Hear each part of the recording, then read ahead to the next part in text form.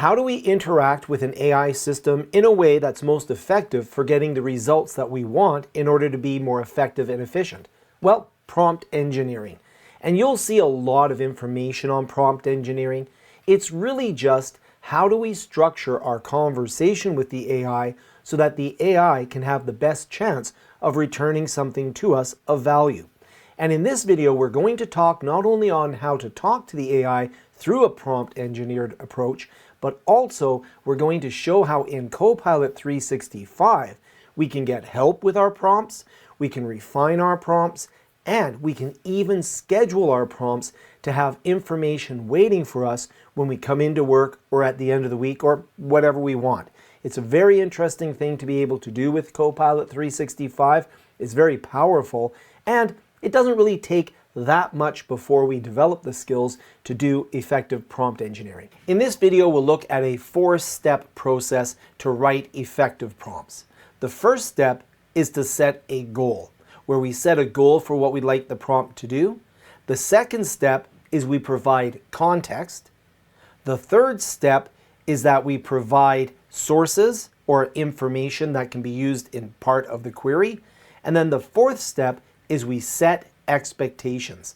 Let's go through each of those steps in turn, and then we'll look at how we can even schedule the prompts to occur automatically. The first step in creating an effective prompt is setting a goal, the output that you're looking for.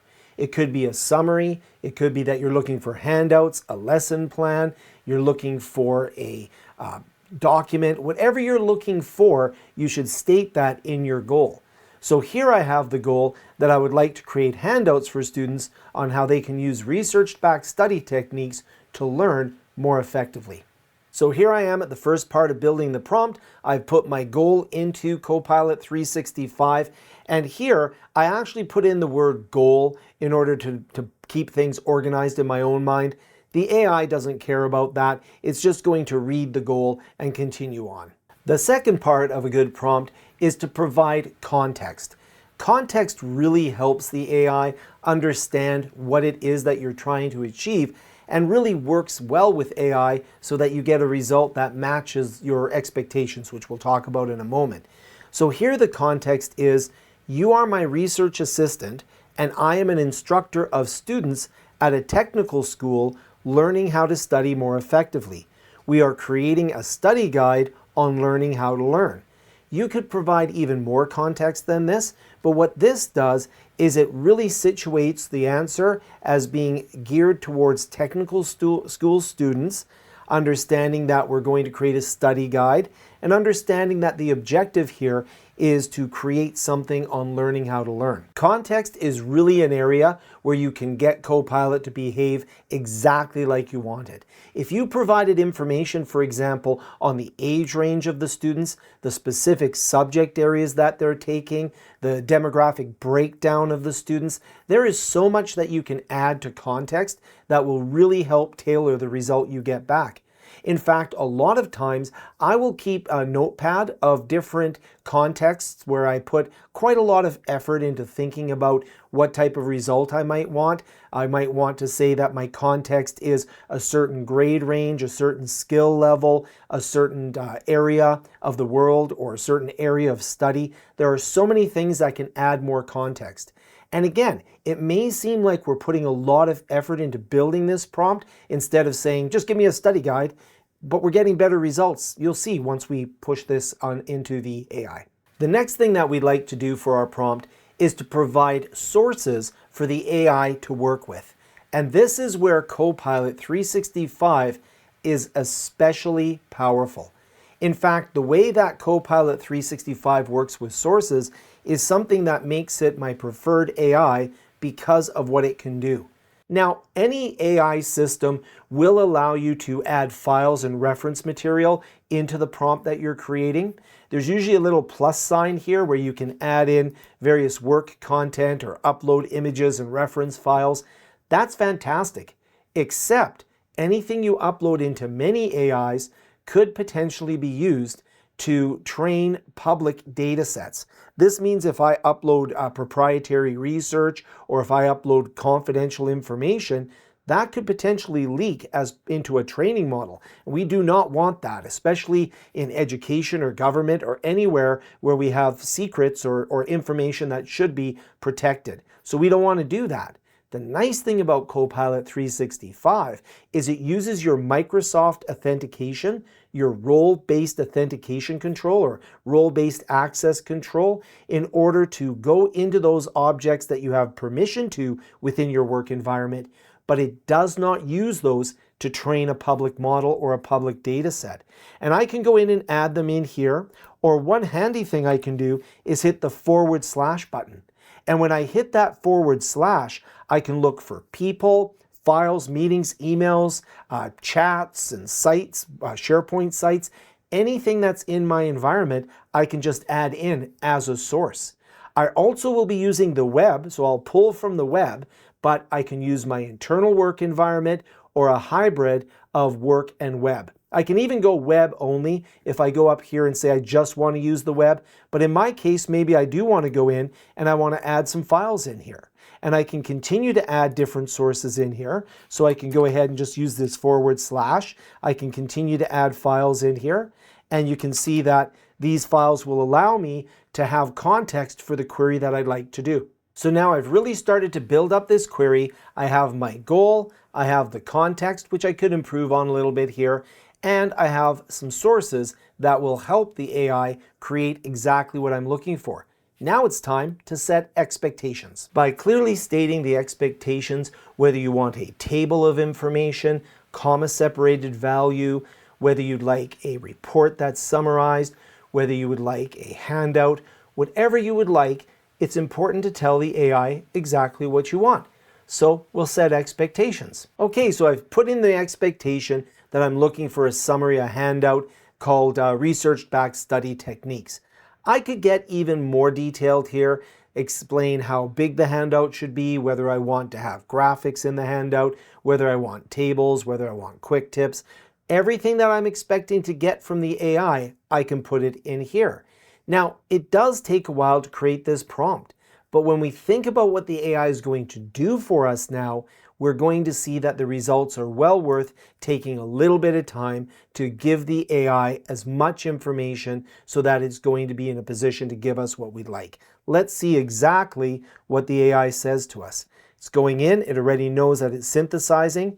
Notice that it's not going in and spending time asking me for a lot of clarification. So I can go in here, it's giving me a nice little handout that I have here. And you can see here I could go in, it gives me my sources that I had. I could go in and sample activities for students. That might be interesting. Could have caught that in my prompt. And should I make it more concise, I'll say go ahead and create some sample activities for my students. And then I could continue to work and refine this. The point being is that I got a very good summary of all those articles that I put in the form of a handout that I could use. So I could make it a printable handout, I could tailor it to math students or another group of students, for example. And you can see here that we're starting to really build up something here. Nice reference table in there. And we could do it as a printable handout, or I could say, add some graphics to this, add some graphics to the handout. So we can really start working with this and make it exactly what we might need for our classroom or our business if this is something that's referencing documents that are part of my company. As you work with CoPilot 365, you'll become used to the different goals, context, sources, and expectations that you might put into a prompt for different aspects of your work. So if you're working with documents, you may be interested in summarizing or providing clarity. If you're working with emails, you might be interested in more of a search and summary activity. If you're working with the researcher or with the analyst environments, then you may have different objectives with your prompts. But by following that structure, you'll get great results. But we can do even more. CoPilot 365 has a prompt gallery and allows us to refine the prompts using chat and the prompt gallery. We can also schedule a prompt so that it will fire off and send us an email with the results on a regular schedule. We can, of course, save the prompt to use it in the future. That's very handy if we take time to create high-quality prompts. We can use them and refine them. And of course, we can share them with other people in the organization so that we can benefit from prompts that we and others have written for each other. So here I am in a new chat, and you can see that there are some suggested prompts for me at the bottom of the chat window. If I say see more, it will go through and give me a number of other things that I can do, like summarize a file, look at a schedule and an email, all sorts of different prompts. And these will start working with my data as I work with CoPilot 365 to identify people that I work with a lot or files that I've recently opened. So for example, I opened recently an Excel file on PSP video games. That's one of the videos in this series of videos that make up the CoPilot course here on YouTube. But you'll also notice here that if I go to my prompt gallery, this will open an entire gallery of prompts that I can work with in CoPilot. So you can see here there's all sorts of different types of prompts that are suggested right off the bat, but I can actually start refining them by task. So let's say, for example, I would like to learn something. I could go in by job type, so I could choose a specific type or department or industry. I'll leave that blank, and I can choose whether I want to use the CoPilot Analyst, My Hub if I've stored a number of prompts, the Researcher Agent, Visual Creator if I want to create maybe some spreadsheets, I want to create some handouts. Spreadsheets would be a different thing. My Viva Goals, my Microsoft 365 Admin, these will change depending on your access in Microsoft 365. So I'm just going to go into Learning, and you notice that my prompts that I save would also be available to me here as well. So let's go ahead underneath Learning. I could say, what does it mean? Or grow your network, or explore what's possible. So let's say, for example, I'll go into the Explore What's Possible, and notice it says, tell me an interesting fact and hypothesize what it reveals about the world. This is a very short prompt. It doesn't follow our plan of goal, context, sources, expectations, but sometimes we can use small prompts if we just want to be a little bit more exploratory. So if I go in here, you'll see it'll give me an interesting fact. I didn't even ask it an interesting fact about anything. So in this case here, honey never spoils. What an interesting fact.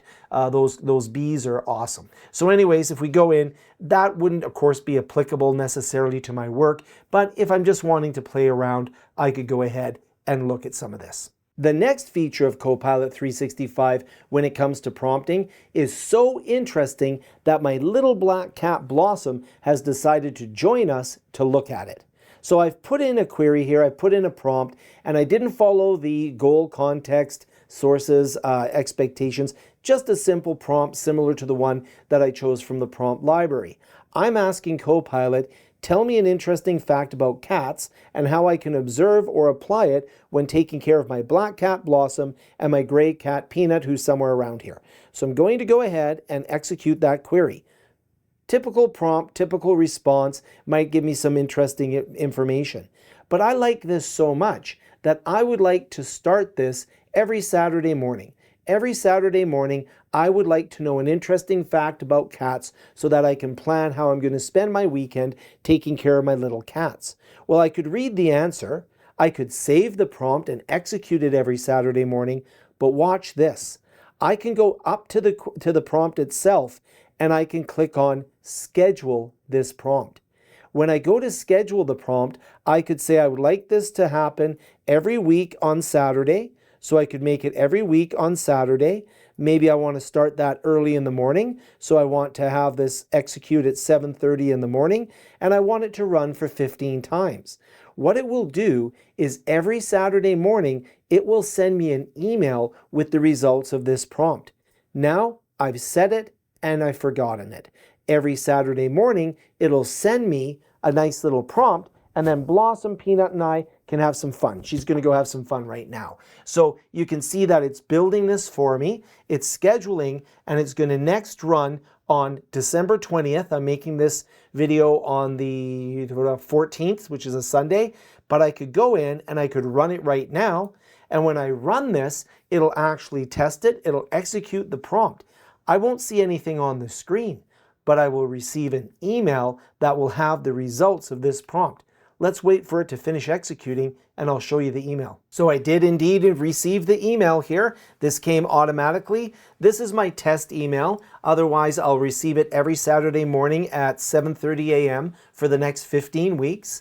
And when I go into interesting cat facts about Blossom and Peanut, I'll click on there. It'll bring me out to CoPilot365 and the results of the prompt will be here immediately. It says, how can I help you? But in a second, it'll actually show me the results of that prompt. I don't have to type anything in, hands-free here, but you can see here, it's going in here when they're, making eye contact and such, and I can go back here. It'll ask me some more questions about science-backed behavior, but it will execute this prompt on a regular basis. I will use this prompt quite often to go in and summarize every week at work. So I will say, summarize the activities for the past week. What are action items that are still outstanding? What are some of the things I did in meetings? Can you summarize those for me? And I'll also have another one execute every morning while I'm on my way into work. So I'll have it execute around 6 a.m. in the morning. So by the time I arrive at work, I will have an email that summarizes all of my tasks for that day, things that I'm hoping to accomplish based upon my email, my files, my meetings, and people that I'm interacting with. It's a great way to really minimize your prep time so I can basically come into the office and hit the floor running. I can also go into a prompt and I can choose to save that prompt. So I can save this prompt and I'll call it cat facts. And then I can save this here and I can modify it in the future as well. So now I have that available in my prompt library. And I can go in and I can actually create a link to this prompt that I can share with others. I can copy the prompt and make modifications. I also like dogs, so I could make another prompt called dog facts. And of course, I could go in and edit the prompt here as well. Now, one of the things that's also useful, extra bonus tip here as well, is if I go into this prompt. So I'll just copy this prompt and paste it into my chat here. So we have a prompt in here as well. So what I can do is I can go into the prompts here, view different prompts, so I can go directly there, and I can also go in and manage access to any of my shared prompts as well. So there are the prompts that CoPilot has, but I can manage access to shared prompts. And something you can do that's quite useful as well is you can go into the prompt here, you can select it. Well, in this case here, I've already copied it. But what I could do is I could actually ask CoPilot, so I'll go in and add a line here, can you help me write a better prompt from the one below.